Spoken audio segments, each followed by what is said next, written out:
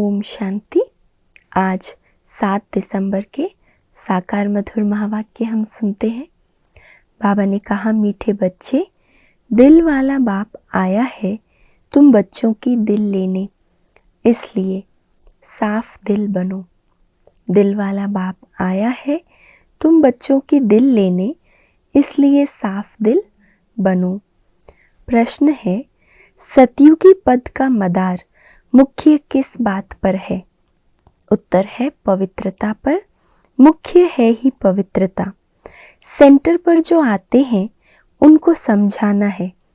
अगर पवित्र नहीं बनेंगे तो नॉलेज बुद्धि में ठहर नहीं सकती।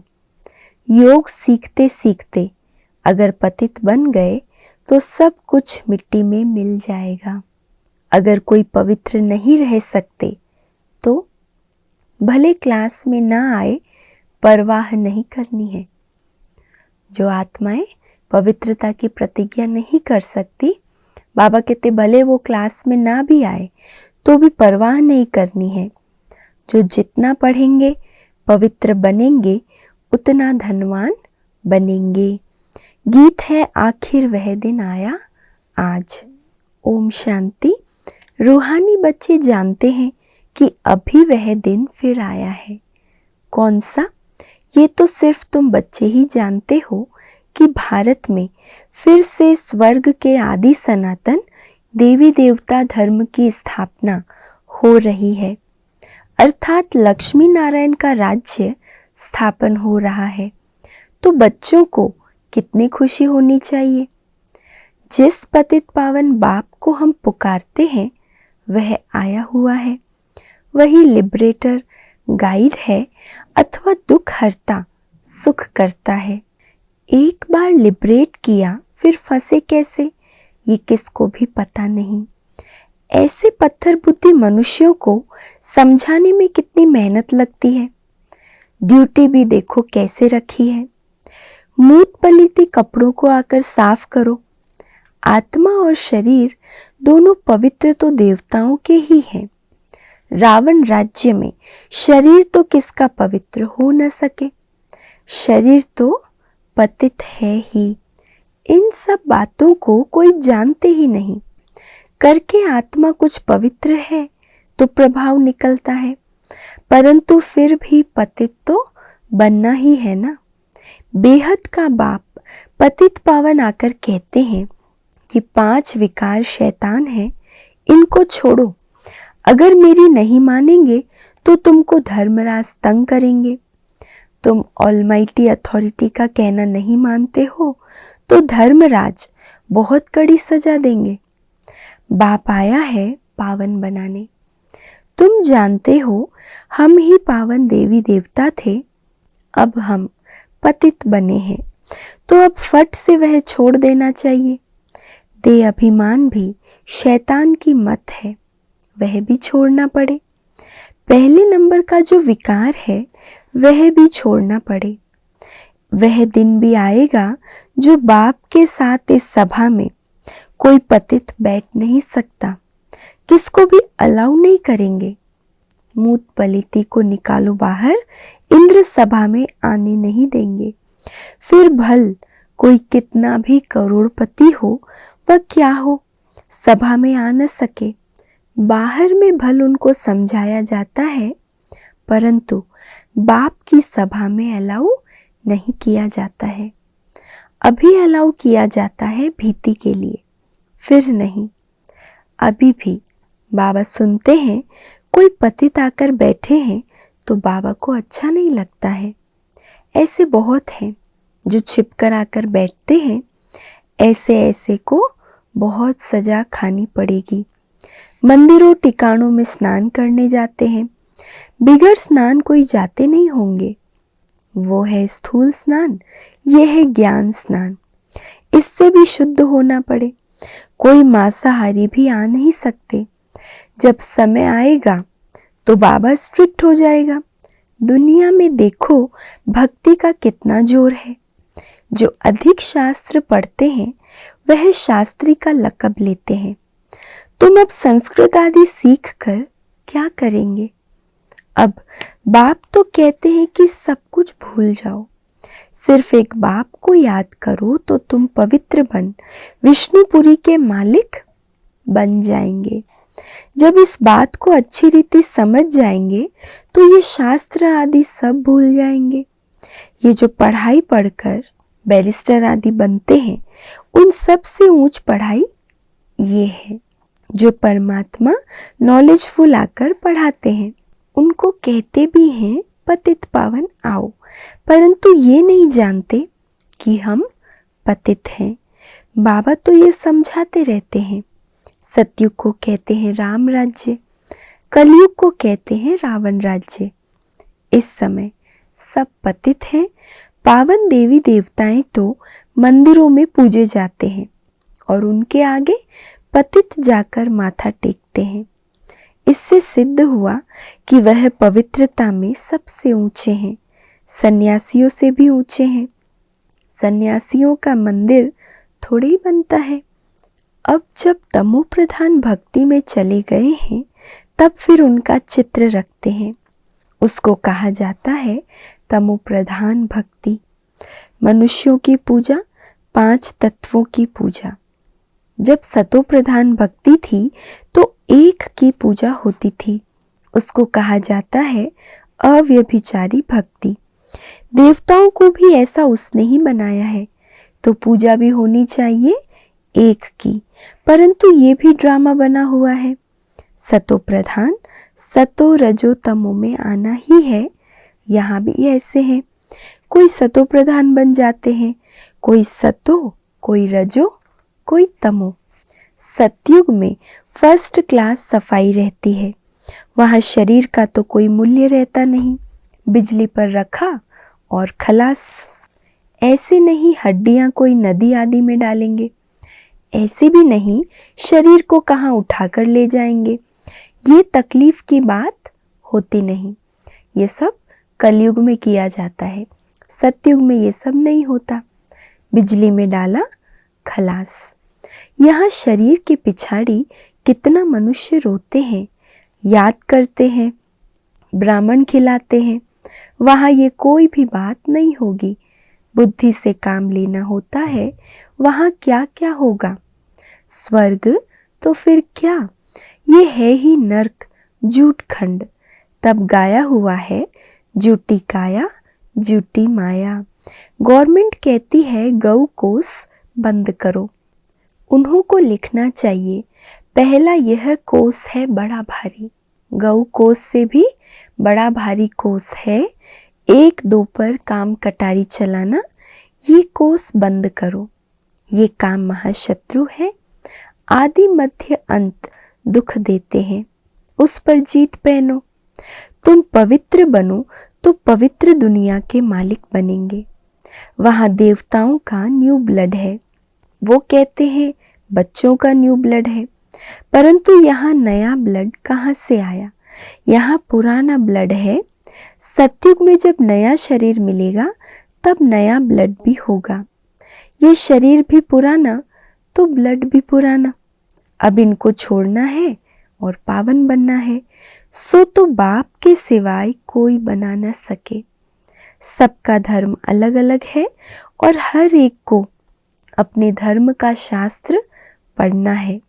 संस्कृत में मुख्य है गीता। बाबा कहते हैं मैं संस्कृत थोड़ी ही सिखाता हूँ। जो भाषा ये ब्रह्मा जानता है मैं उसमें ही समझाऊंगा।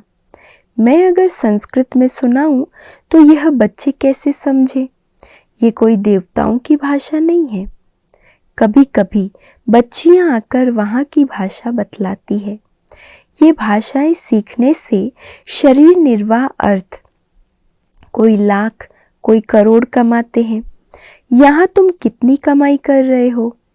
तुम जानते हो सतयुग में हम महाराजा महारानी बनेंगे। जितना जास्ती पढ़ेंगे उतना जास्ती धनवान बनेंगे।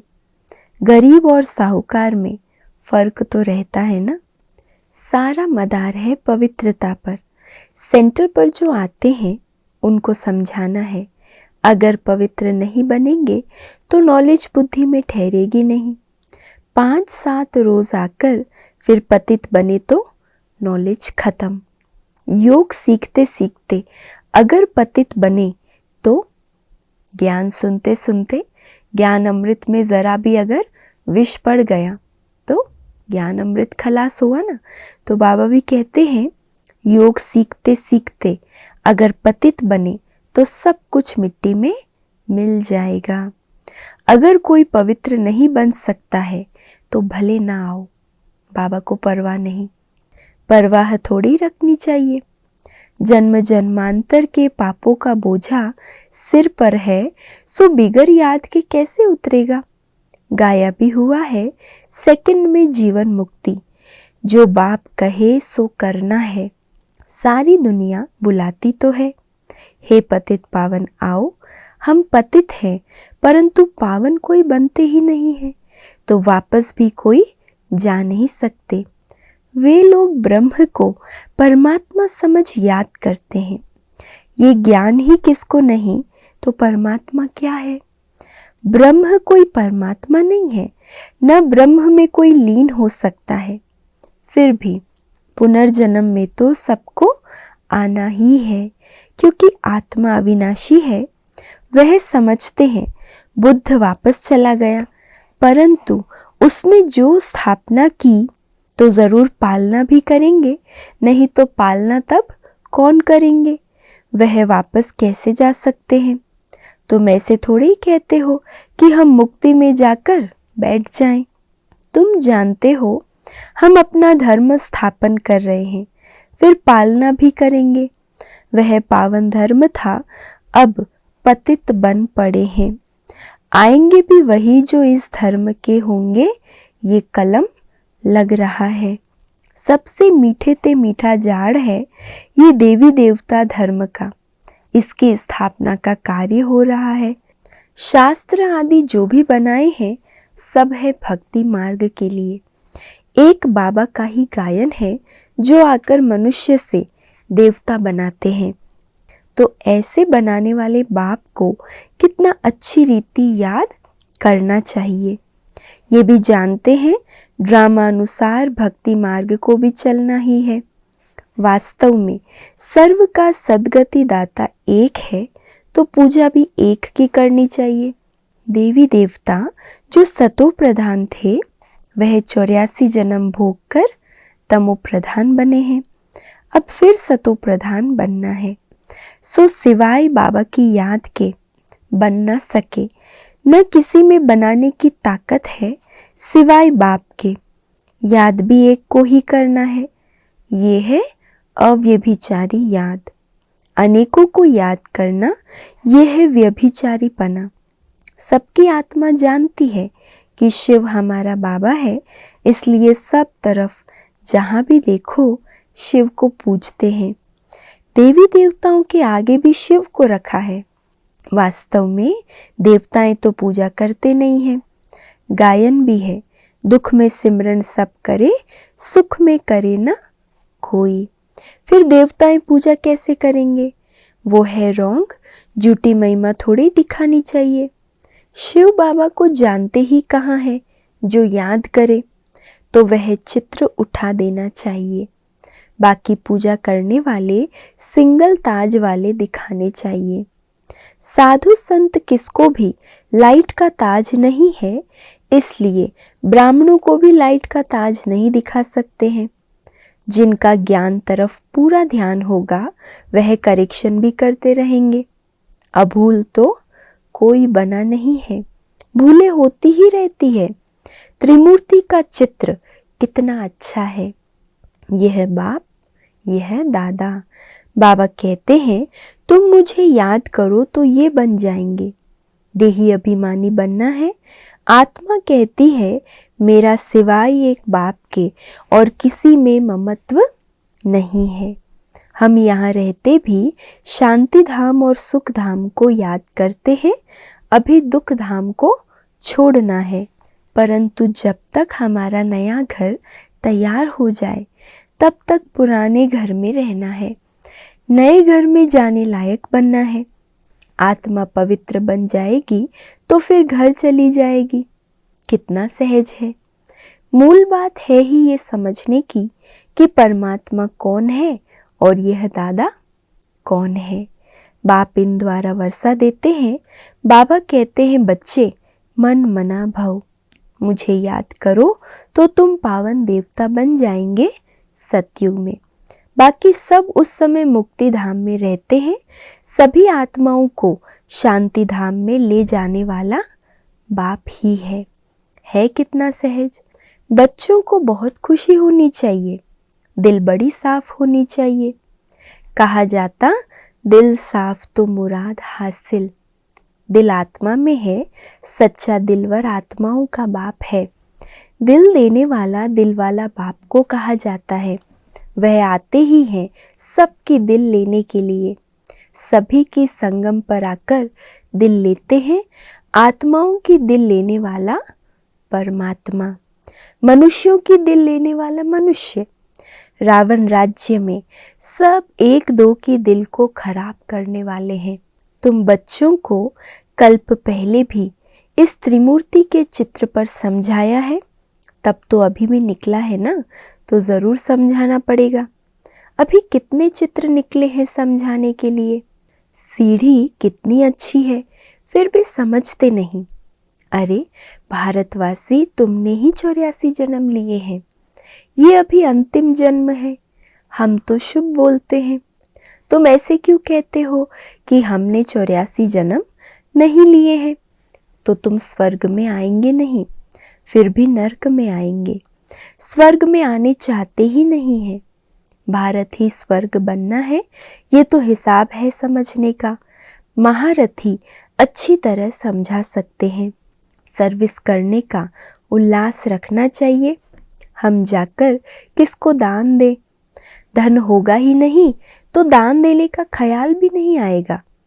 पहले पूछना चाहिए कि क्या आश रख कर आए हो। जब भी कोई आए तो पूछो, क्या आश रख कर आए हो? दर्शन की यहाँ बात नहीं। बेहद बाप से बेहद का सुख लेना है। दो बाप है ना, बेहद के बाप को सब याद करते हैं। बेहद के बाप से बेहद का वर्षा कैसे मिलता है, सो आकर समझो। ये भी समझने वाले ही समझेंगे। राजाई लेने वाला होगा तो फट समझ जाएगा। ये तो बाप कहते हैं, घर बैठे काम काज करते सिर्फ बाबा को याद करो तो याद करने से ही पाप मिट जाएंगे। अच्छा, मीठे मीठे सिके लधे बच्चों प्रति माता पिता बाप दादा का याद प्यार और गुड मॉर्निंग। रूहानी बाप की रूहानी बच्चों को नमस्ते, और हम सब रूहानी बच्चों की रूहानी माता पिता बाप दादा को याद प्यार, गुड मॉर्निंग और नमस्ते। धारणा के लिए आज का मुख्य सार है, पहला, कभी भी एक दो की दिल खराब नहीं करनी है। सर्विस करने का उल्लास रखना है। ज्ञान धन है तो दान ज़रूर करना है। दूसरा है, नए घर में चलने के लिए स्वयं को लायक बनाना है। आत्मा को याद के बल से पावन बनाना है। आज का वरदान है, स्व स्थिति द्वारा सर्व परिस्थितियों को पार करने वाले निराकारी अलंकारी भव। स्व स्थिति द्वारा सर्व परिस्थितियों को पार करने वाले निराकारी अलंकारी भव। जो अलंकारी है वे कभी देह अहंकारी नहीं बन सकते। निराकारी और अलंकारी रहना यही है मन मना भव मध्याजी भव। निराकारी और अलंकारी रहना यही है मन मना भव मध्याजी भव। जब ऐसी स्व स्थिति में सदा स्थित रहते तो सर्व परिस्थितियों को सहज ही पार कर लेते। इससे अनेक पुराने स्वभाव समाप्त हो जाते हैं। स्व में आत्मा का भाव देखने से भाव स्वभाव की बातें समाप्त हो जाती है और सामना करने की सर्व शक्तियाँ स्वयं में आ जाती है। भाव स्वभाव की सब बातें कब समाप्त होगी? मन मना भव और मध्याजी भव, ये दो अवस्थाएं हमारी पक्की हो जाएगी। तो स्व में आत्मा का भाव देखने से भाव स्वभाव की बातें समाप्त हो जाती है और सामना करने की सर्व शक्तियाँ स्वयं में आ जाती है। स्लोगन है, संकल्प का एक कदम आपका तो सहयोग के 1000 कदम बाप के। संकल्प का एक कदम आपका तो सहयोग के 1000 कदम बाप के। आज का अव्यक्त इशारा है, बहुत काल अचल अडोल निर्विघ्न निर्बंधन निर्विकल्प निर्विकर्म अर्थात निराकारी निर्विकारी और निरहंकारी स्थिति में रहो, तब कर्मातीत बन सकेंगे। अचल अडोल निर्विघ्न निर्बंधन निर्विकल्प निर्विकर्म अर्थात निराकारी निर्विकारी और निरहंकारी स्थिति में रहो, तब कर्मातीत बन सकेंगे। अच्छा, ओम शांति।